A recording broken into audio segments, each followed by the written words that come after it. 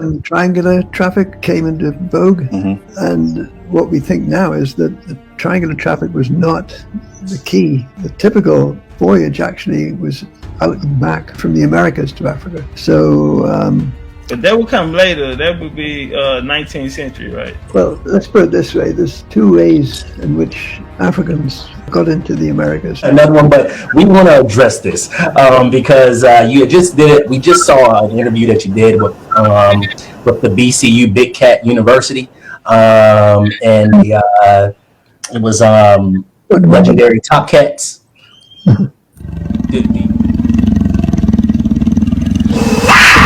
I have a question, Professor. So within that data, and you said that it's subject to change, going through Curtin, he said a lot of people numbers were wrong. So basically, like you spoke about the slave trade census. Yeah, well, his numbers were wrong too. He criticized a lot. That's what I was going to say. And he kind of put it on Brian Elwich, whose numbers were also wrong too. I read his works as well, Brian Elwich. Yeah, his focus was on the Caribbean, obviously, or Jamaica. Right, Jamaica and the Caribbeans. Yeah. But the Caribbeans, what you call the intra-american slave trade, that would be maybe the main focal during the time period of the slave trade. I think you started at 1502, if I'm not sure. Yeah, about then. Yeah. Up to 1866, I think was the last. It's the last voyage that we can actually identify. Yeah. Okay. Yeah. So through that, because some scholars, I've read some works out there. I don't know if you're familiar with Jeremy Black, but he said that Curtin's number was off. But he said that Professor David also used Curtin's numbers. Are you familiar with that? Yeah. I mean, what we did was, the background of this is that there were estimates in the 1950s and 60s which were clearly not plausible. Some people were talking of 60 or 100 million crossing the Atlantic. Boys. Right. What was it like back then with everyone putting their numbers out, and how do you assess what's accurate? What I did was just part of the growing interest, not only in the topic, but in the way that you approach the topic. The beginning of big data really is back in the 1960s. That came along at the same time as the computer revolution. Mainframes. Yeah, like big IBM machines, and eventually, of course, very relatively cheap laptops. And so what you had was a lot of historians whose primary interest wasn't on numbers, but nevertheless uncovered a lot of information. Anthropology. We could go ahead and say it. It was more anthropology. That the records could have. What impressed me most was the way people voluntarily, I'm talking about scholars who are quite often very niggardly about their making their data available. But in this case, we had really little problem. People would write a book on a particular branch of the slave trade, and in the process of that, they didn't cover data which we didn't know about. And the striking thing was that they made that stuff available to us. What we developed in terms of slave voyages couldn't have happened without that kind of approach and attitude. Plus the fact that I eventually got to the point of having graduate students of my own. And they were out speaking languages which I didn't know. So basically, there was a lot of potential there, which we were fortunate to benefit from. Professor, I have a question. So would that come in the frame of the Special Defense Act of 1957? I think that's a bit early. I think... I know they had numbers at 55. I know they had numbers before then. Yeah. And once the Special Defense Act and African Studies came out, association, once they began funding, because I think even Curtin was funded by the African Association. Yes, sir. So I mean, Curtin came up with a figure of 9.5 million, which was actually was not right, but at least it was based on the kind of scholarship that had become available in the 60s. So what we did was, as you probably know, in terms of what we've done with slave voyages, we think that probably 12.5 million. And actually, I think we're going to expand that number somewhat.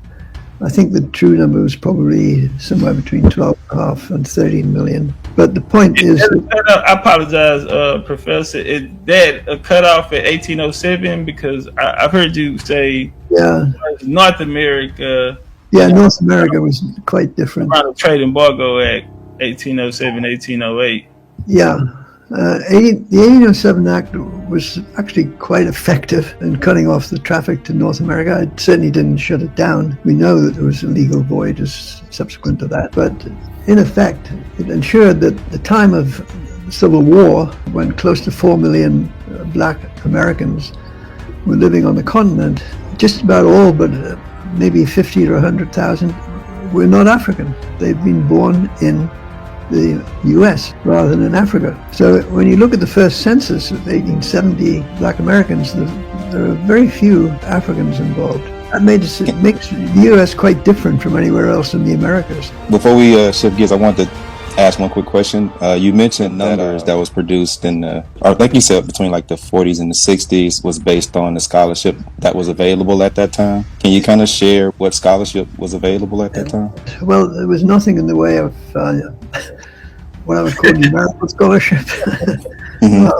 And parts of the Atlantic were completely ignored. Like, we now know that the South Atlantic was far more important than the North Atlantic. The term triangular traffic came into vogue, and what we think now is that the triangular traffic was not the key. The typical voyage actually was out and back from the Americas to Africa. So, but that would come later. That would be 19th century, right? Well, let's put it this way. There's two ways in which Africans got into the Americas.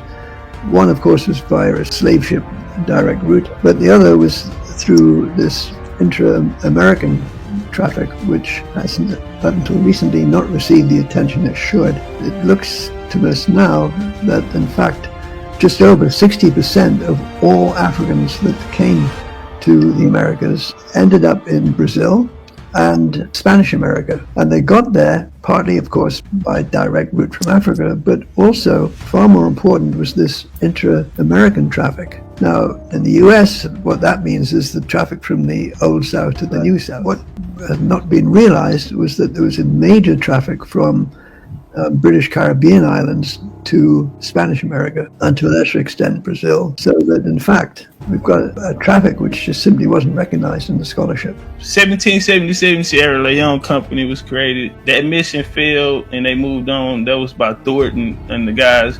They went on to the African Institution. That would move on. You get the Royal Geographical Society, which emerged with the African Association. So for the numbers, during the most significant time would be during around the 18th century, 17th century, but the exploration of Africa didn't start to June the 9th, 17 or 18. Okay. Yeah. So when he was talking about that specific group, what was he, how did you interpret that? For one, but did you see it as him talking about indigenous Americans or individuals who were African that were being brought in, or sorry, being born in Africa? So going back to our initial question, and our initial prompt that we were talking about, the African Americans, the native African Americans on the continent at that time through population growth. Yeah, I mean, in the 1870 census, there's about 1% or less of individuals who are African. So we have 4 million, almost 4 million people enslaved, and they're, for the most part, born in the Americas, or more specifically in the U.S. We got here. How would you rate the conversation? I know we took a lot of your time first off, but how would you rate the conversation? And we just I rate it quite highly. I mean, I'm very impressed with the literature that you've been through, and I'm very impressed with you being open to what I'm saying.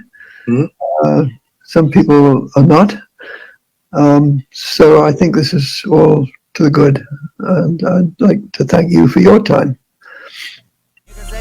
But somebody gotta do it. Got my foot up on the gas. Turn this TV off. Turn this TV off. Turn this TV off. Turn this TV off.